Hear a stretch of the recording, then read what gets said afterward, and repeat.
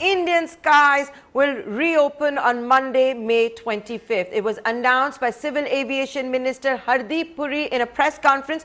Incidentally, he also talked about the ET Now webinar in that press conference, where he did say that it took a while for the states to come on board to reopen the skies, that the infrastructure, airports, the center, the airlines have all been ready. It was the states that needed to come on board. But ladies and gentlemen, it's now done.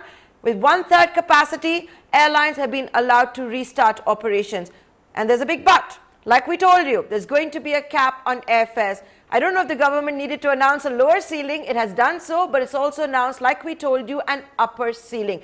40% of the tickets will have to be sold towards the lower ceiling. And joining me to talk about this, the ramifications of this, what it means for all of you stranded, wanting to reconnect with your loved ones, is the top boss at Spicejet, Ajay Singh. Mr. Singh, it's always a pleasure talking to you. Thank you for taking time out of your busy schedule. I know you have a lot to do, considering your operations will begin on Monday, May 25th. If I could first get your initial reaction. You're allowed to fly again, albeit with 1/3 capacity, albeit with airfares being capped, and also 7 buckets being put in place depending on the duration of the flights. Before I get into my specific questions, Mr. Singh, what's your initial reaction? Look, Nayantara, we are just grateful that we can start to fly. I mean, whatever the conditions are, it was really, really important that Indian Airlines be allowed to fly again, because we were just sitting around, suffering all the fixed costs and looking at all these passengers suffering as well, and not being able to fly. So I think it's wonderful that we are able to fly, and we are grateful to the Civil Aviation Ministry, because they've really fought hard for us. There's no question about it. There were so many skeptics. People said that, look, it's unsafe to fly in aircraft cabins. Completely ill-informed, opinion, which said that because air circulates and it's a confined space, it can be dangerous. In actual fact, aircraft cabins are probably the safest amongst all public transport cabins in the world. So, the air actually circulates from the top to the bottom. There are HEPA filters which clean the air. So it's a very, very clean cabin. And we are grateful that the Civil Aviation Ministry was able to make that case. Also, on the issue of leaving that middle seat empty, I think the ministry did understand our point that leaving that middle seat empty served no health purpose whatsoever. I remember I said this to you in an interview a long time ago, that the distance between the window and the aisle seat is just 17 inches, and it doesn't fulfill any social distancing norms.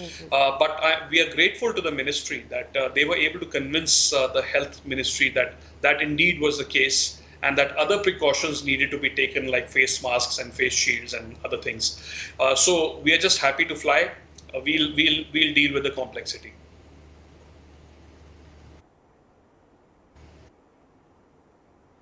So, Mr. Singh, now let me come to the questions that a lot of consumers will want to hear from you. Spicejet is one of the favorite airlines of Indian flyers. So now, having said that, the cap on airfares clearly being done by the government for larger public interest. They've been separated from their loved ones, their families for 2 months of the lockdown. So they want to have a human angle to this. I don't know if you have the fare chart, if you can share with us. Mr. Puri, the aviation minister, during the press conference only told us for the Delhi-Mumbai route, 3,500 rupees for the lower band, 10,000 rupees for the upper band. 40% has to be saved for the lower band. So what is this going to mean for the airline and the consumers? How are you going to calculate all of this? Will you release the lower band tickets before the upper band tickets? Like, how is it going to work? These are decisions to be taken by commercial teams, but let me tell you that airlines are used to a lot of complexity. We live in a very regulated environment. In terms of ticket fares, we pretty much change them every minute. So our commercial teams are well versed with handling this kind of complexity, and they will take their own calls. I mean, broadly, the government wants that the fares remain in a band for a period of time, and we'll achieve that. I mean, we do understand that there would have been there would be some political compulsions that the government would try and ensure that when there is peak demand as of the sort that might actually exist for a period of time, that there should not be the perception that somehow airlines are taking advantage of fleecing consumers, etc. So we understand why they are doing it. Are we thrilled about it? Absolutely not. We think that perhaps we should have been able to get what the market is willing to pay, but we understand their compulsions, and as I said, we are just grateful that we can start whatever the conditions may be.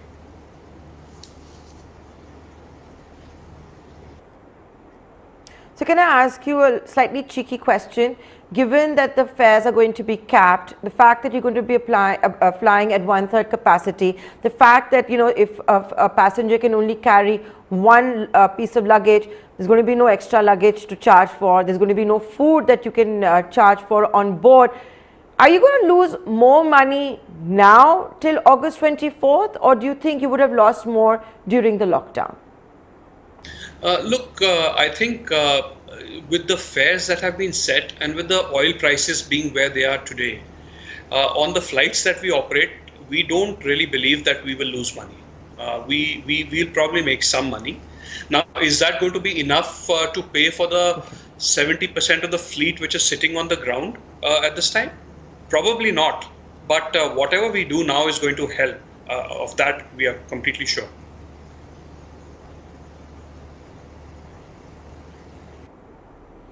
So, Mr. Singh, the other thing I want to ask you is that the Civil Aviation Minister, Mr. Puri, was also quite clear that the private sector would be allowed to start doing the overseas evacuation flights depending on their performance in the domestic arena. What does that exactly mean? By when are you expecting the international routes to open up for private carriers like you? There are more than 2 lakh Indians that have applied at last count to return back to their home country. We've achieved less than 15,000 so far. Only 15,000, less than 15,000 have been able to return. Well, we don't know. The government has started those discussions with us, and we'll see where those discussions go. So, as I've always said that private carriers are always happy to help with whatever evacuation program the government of India has. We need to be covered for our costs. And as long as that happens, we are happy to help in whichever way we can. And I do know that that dialogue is going on between the government and some of our team members. So we'll see how that goes.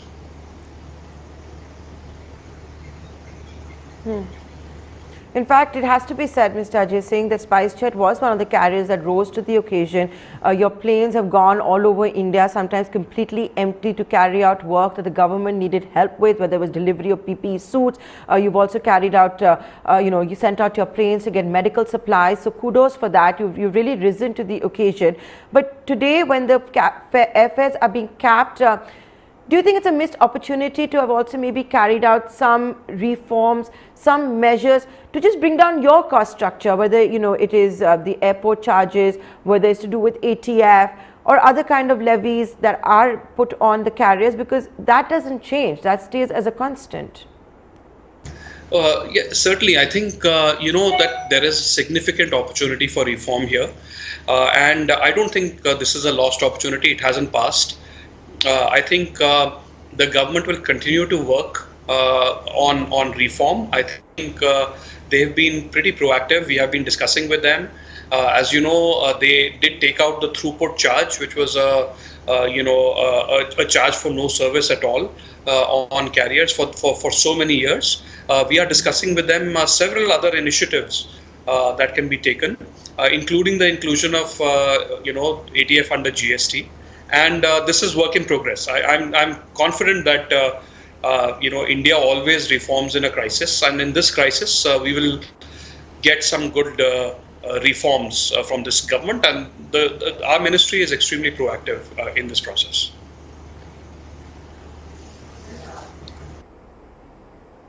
Of course, having said that though, Mr. Singh, so far in that 20 lakh crore rupee package, we didn't see anything big bang for aviation. Look at what Germany did for its carriers like Lufthansa. Look what the Donald Trump administration has done for American carriers. Look what Singapore government has done for Singapore Airlines. We've not seen that kind of recapitalization with the Indian Airlines. We barely recovered from the grounding and the failure of Jet Airways. We can't afford maybe another airline to crash land.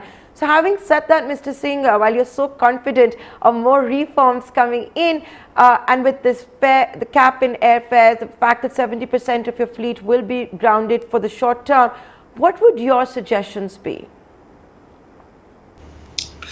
Well, I think we really do need to push reform as much as we can. We understand that, look, we don't, our country doesn't have the kind of resources that some of these other countries have. To give to businesses, but certainly in terms of policy, we should be out there front and center.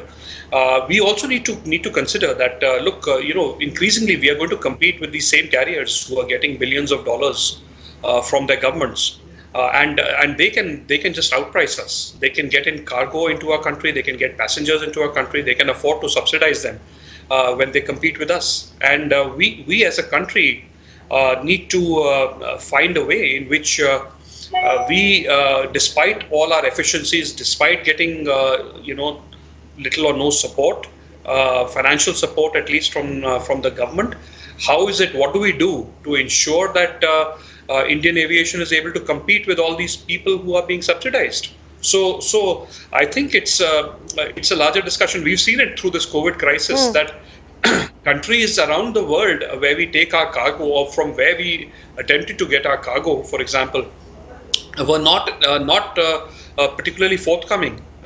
They were putting up all sorts of hurdles in our way, and India seems to have this attitude that we say Atithi Devo Bhava. Anybody who wants to come into our country should come into our country. So we need to be. We need to be mindful, and we need to make sure that we have a strategy, because we have a huge opportunity here. We have a strong home market.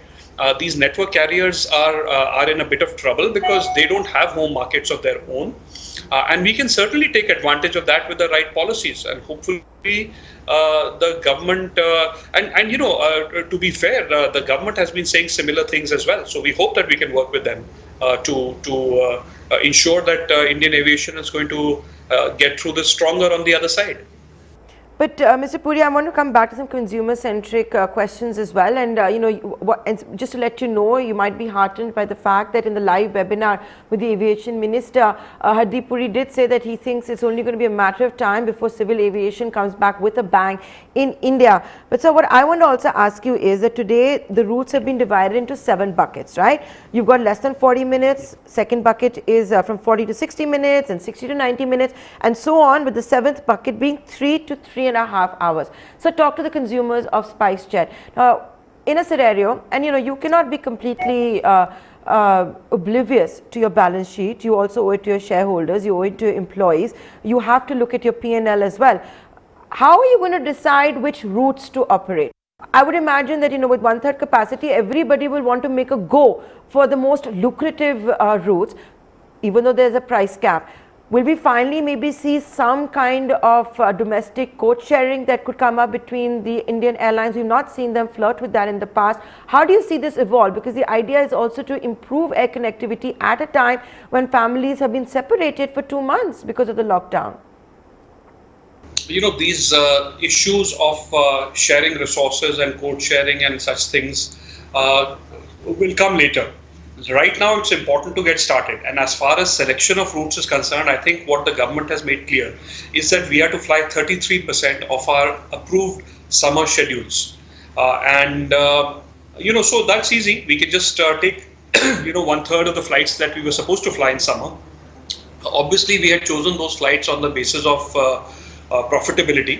And hopefully they remain profitable. If we need to make some changes as time passes, then we will approach the government. But at this time, we will try and find the most profitable routes that we can, and fly those within the rules that the government has set. Okay, so let me try and rephrase it, sir. You would have also decided those routes which are seasonal in nature depending on consumer behavior. So let's say with the summer months looming large, people in Delhi like to go to Himachal Pradesh, they want to go to Manali, they want to go to Simla, they want to do all of that, right? They want to go to Dharamsala. But you may not have that situation arising because right now it'll be about essential travel. People will want to just reunite with their families. They're not going to go for those summer holidays. So is that a big problem as well? Because all the travel that has to take place will happen maybe in the first couple of days, first couple of weeks, and then you're staring at a prospect or maybe flights being completely empty because there will be a fear psychosis. Well, we'll cross that bridge when we come to it. From the queries that we are getting on our websites, we don't really believe that to be the case. You'd be surprised, and in fact, we've been surprised at the number of queries we are receiving at this time for vacations. I think people are so fed up of being cooped inside their homes that they really desperately need to go for a holiday. And amongst the largest queries we are getting is for holiday destinations. So aside from absolutely critical emergency type travel that of the sort that you're talking about, I think we all might be a little surprised at the resilience of consumer demand in India. While it has fallen off across the world and while it might pick up slowly in India, we still might be surprised at the pace at which it really picks up. And remember also that capacity has been constrained to 33%.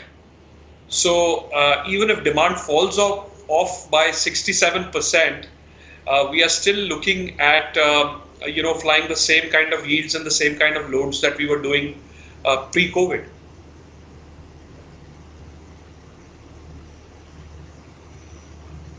So I'll make this my final question to you, and I want to understand this from someone who understands aviation inside out.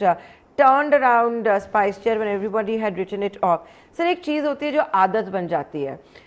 Do you fear कि आदत बन जाएगी, habit बन जाएगा to pay for lower airfares and which are benchmarked to the railways to get consumers to get used to paying the rates that you used to charge earlier could become a challenge? Or is that just so far right now you're not even thinking about that?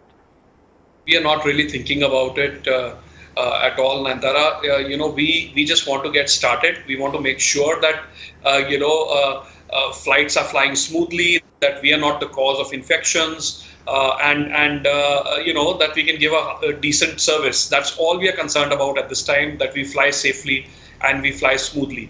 So we'll worry about all these issues later. Any message that you have? No, my message only is that are getting onto the Spicejet websites, wanting to fly on a Spicejet, how safe will your plane be? Well, this is as safe as a plane can be, as safe as any public transport can be. There is no question that when you fly on a Spicejet aircraft, you will be flying in the safest possible public transport cabin anywhere in the world. Our planes have the latest possible technology. We have leather seats which can be cleaned easily, and the chances of contracting infection on our planes is far less than they probably are if you stay in your own homes. So please do come out, please do fly, please do travel, please do start living life again, and please start to do business all over again, and just take all the precautions that you can, but please start living life again. I won't say live life king size because you may not like that, but at least we are restarting. Mr. Ajay Singh, the government is doing so. I really appreciate you taking the time out to join us here on ET Now. I know you have a lot that you need to attend to before Monday. Thank you again. And like I said, Spicejet has really risen to the occasion, being one of the COVID heroes, getting medical supplies in, sometimes even flying empty planes to make that possible. So thank you for that as well. Thank you.